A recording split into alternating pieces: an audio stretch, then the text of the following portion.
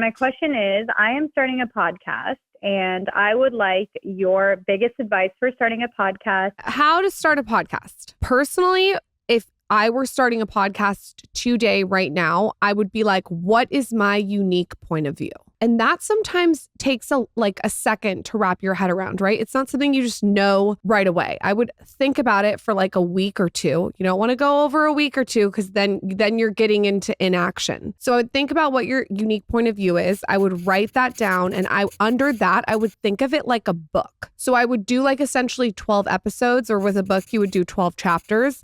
And I would have each episode have like 20 bullets under it of what you're going to talk about. I also don't think that every single podcast and show needs to have guests. Some shows, it doesn't need guests. And then the other thing I would say is it is important to invest in nice equipment, but I'll let the media mogul over there respond. Mogul. Yeah, let's hear what you say. The first thing I say is that it's gotten to be much more competitive than when Lauryn and I started. When Lauryn and I started, we used to have to create videos to show people where to find the podcast app. And we weren't the first people to do podcasts by any means, but it was still early enough where you could stand out. To Lauryn's point, you have to come in with a unique perspective. I think it's very important to pick who you're speaking to and who you're trying to serve.